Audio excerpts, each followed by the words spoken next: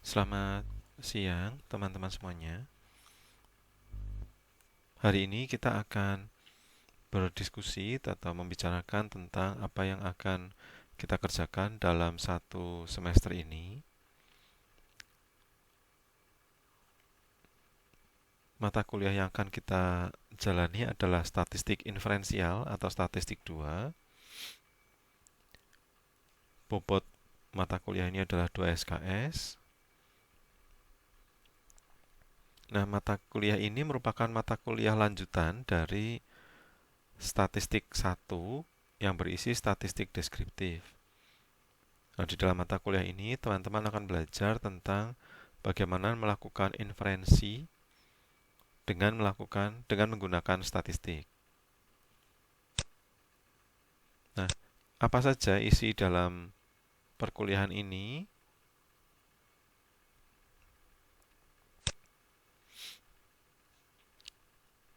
Ada beberapa poin penting yang akan teman-teman lakukan. Misalnya di sini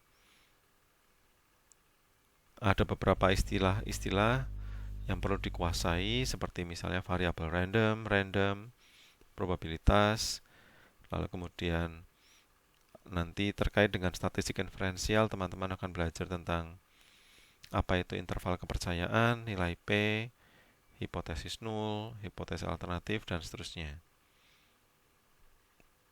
Nah, untuk mempelajari itu semua, lalu teman-teman akan mempelajari beberapa teknik analisis statistik inferensial seperti uji T, analisis varian, analisis regresi. Semua teknik ini akan dipelajari supaya teman-teman bisa memahami konsep tentang inferensi statistik, sehingga tidak akan banyak teknik analisis statistik inferensial yang akan dipaparkan atau diberikan pada teman-teman. Selain itu, ada beberapa materi yang merupakan pengulangan materi dari statistik 1, tapi di dalam perkuliahan ini akan lebih ditekankan pada aplikasinya, misalnya terkait dengan pendekatan atau metode statistik yang sudah ada di statistik 1 yang meliputi problem, plan, data, analisis, dan conclusion.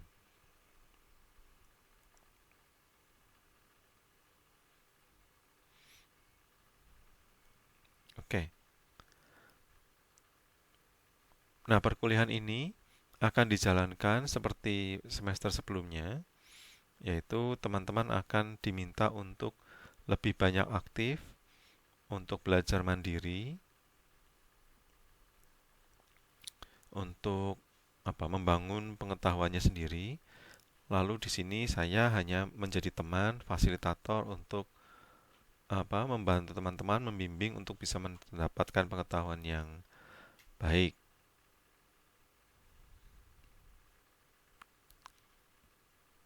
Oke.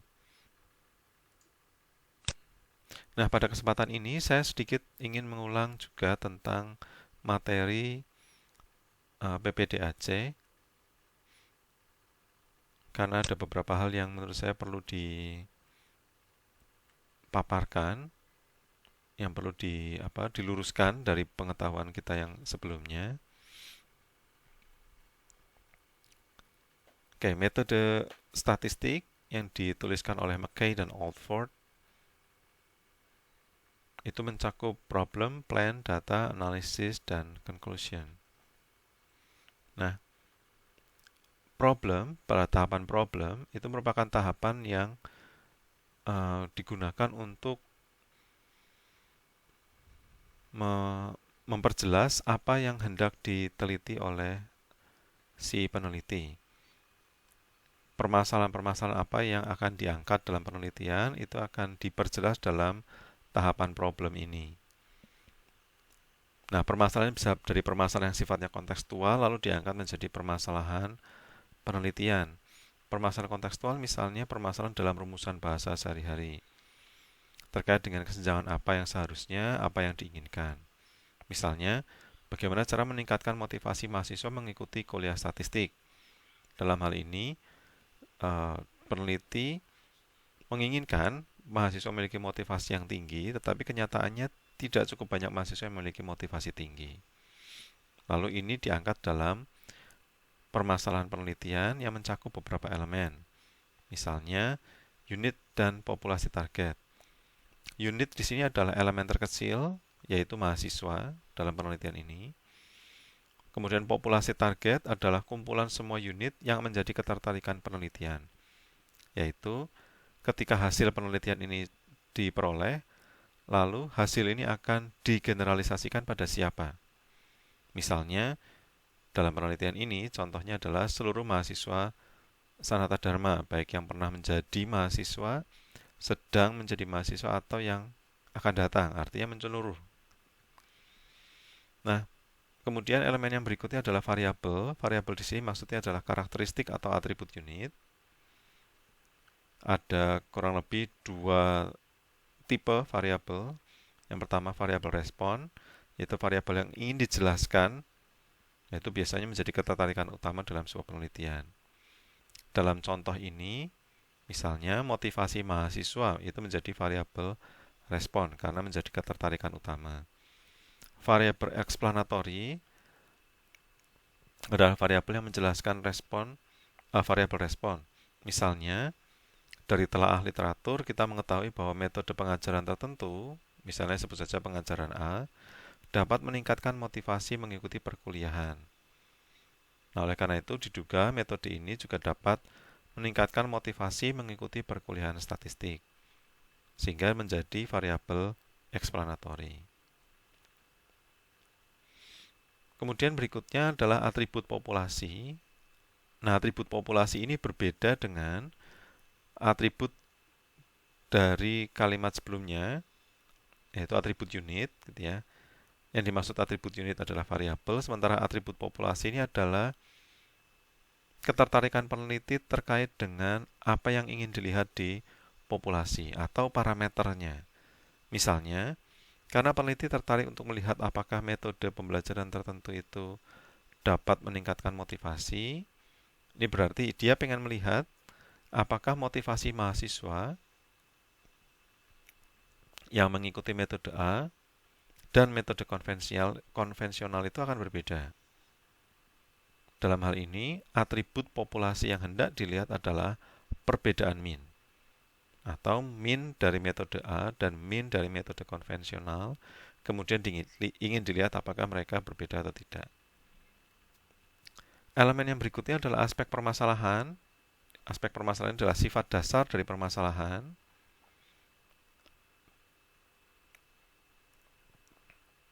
Dalam penelitian ini, misalnya, aspek permasalahan yang terlibat di dalam penelitian ini sifatnya kausatif, karena si peneliti hendak melihat apakah metode A dapat meningkatkan motivasi.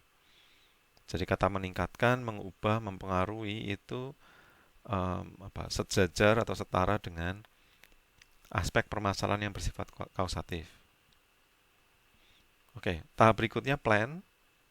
Nah, pada tahapan plan ini, peneliti mengembangkan rencana untuk melakukan penelitian.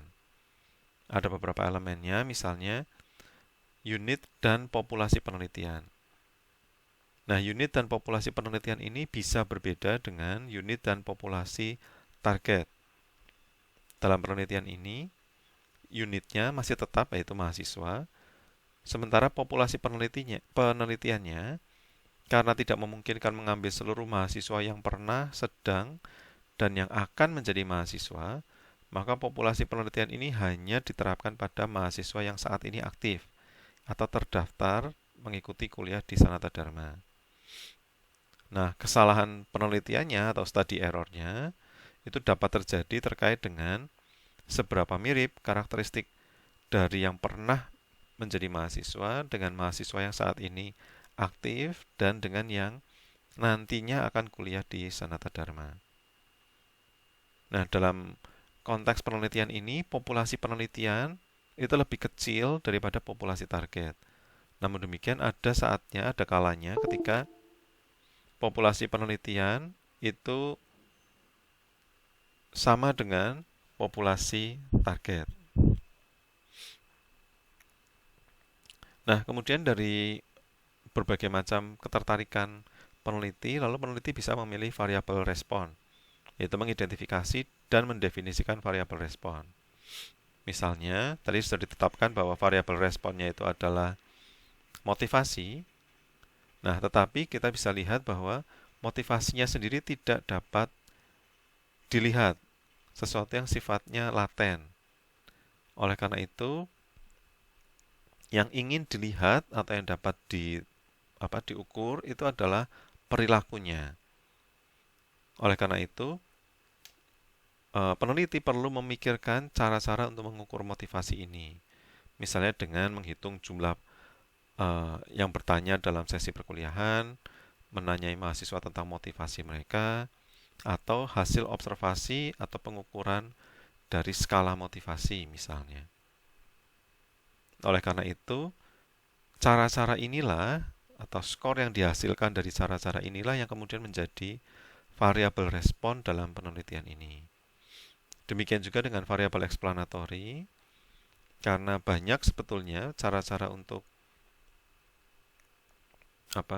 melakukan atau menggunakan metode A, metode pengajaran A, maka cara-cara yang kemudian dipilih inilah yang kemudian menjadi variabel eksplanatorinya. Jadi rencana aktivitas itu yang kemudian menjadi variabel eksplanatori.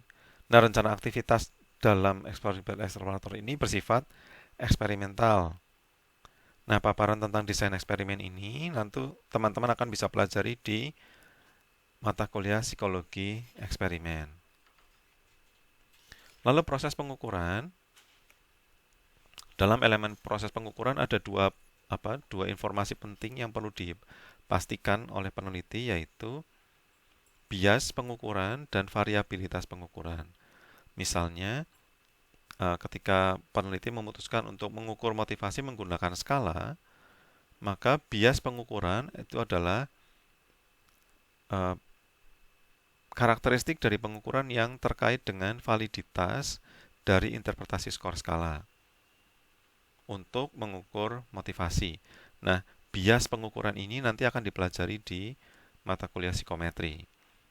Variabilitas pengukuran itu juga nanti akan terkait dengan reliabilitas skor skala, gitu ya, yaitu teman-teman akan mempelajarinya di psikometri juga. Kemudian elemen berikutnya adalah protokol sampling. Protokol sampling kurang lebih bicara tentang teknik sampling apa yang akan digunakan. Misalnya jika menggunakan stratified random sampling, gitu ya.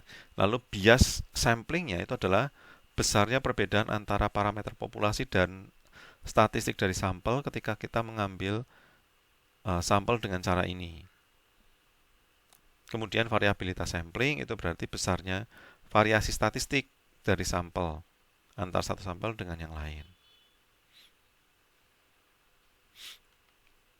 Elemen yang berikutnya adalah protokol pengumpulan data. Di sini peneliti menegaskan prosedur mengambil data yang sesuai dengan rencana. Misalnya, mahasiswa akan dilibatkan untuk melakukan penelitian sebagai asisten, lalu penelitian dibantu dosen-dosen pengampu statistik, dan seterusnya.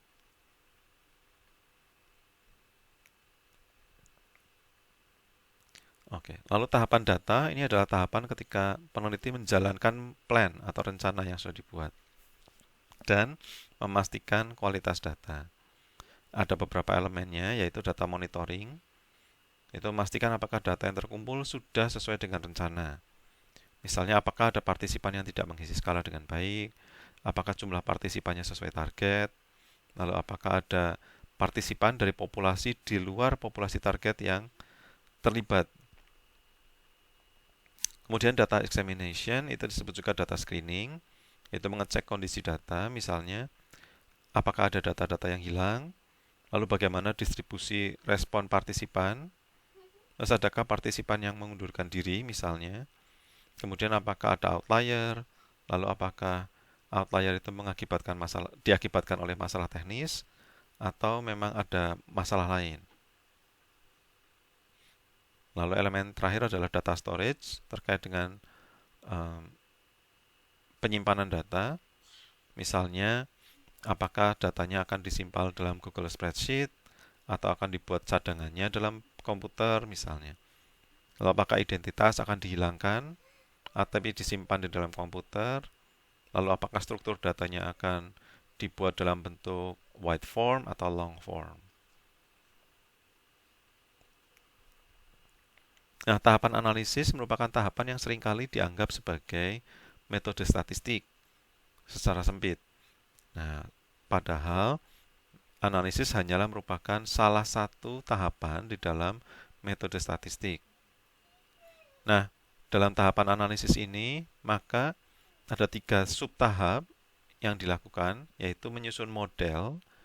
Dalam penelitian ini, model yang diajukan adalah adanya perbedaan min motivasi antara mahasiswa yang memperoleh metode A dan memperoleh metode konvensional.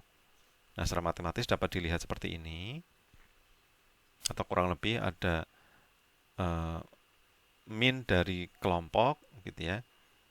Min dari kelompok itu menentukan skor seseorang.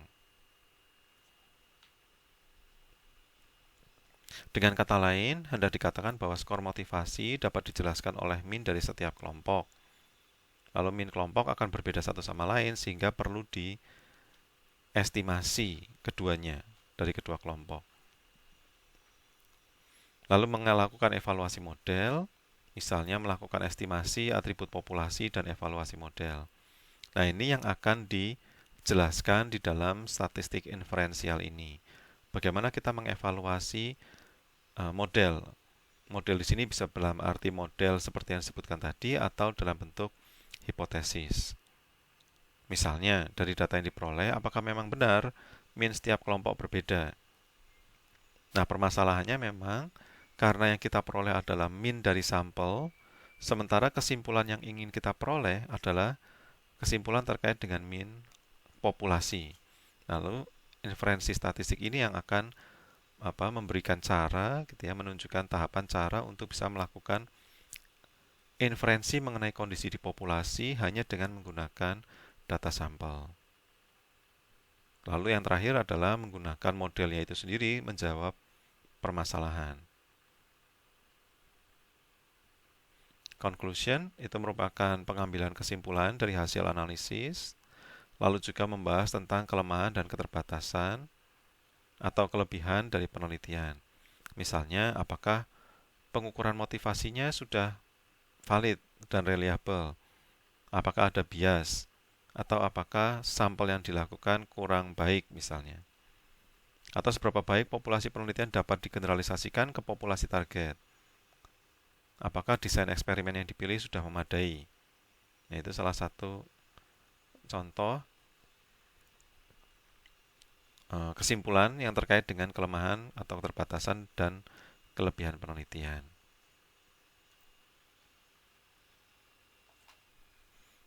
Baik, saya pikir pertemuan kita hari ini seperti ini dulu. Silahkan jika teman-teman punya pertanyaan, saya akan membuat forum diskusi supaya teman-teman bisa mengajukan pertanyaan terkait dengan PPDAC ini. Minggu depan kita akan mulai masuk ke materi tentang statistik inferensial dan mungkin kita akan sedikit mereview apa yang sudah kita pelajari di statistik 1. Terima kasih atas perhatiannya. Kita jumpa lagi minggu depan.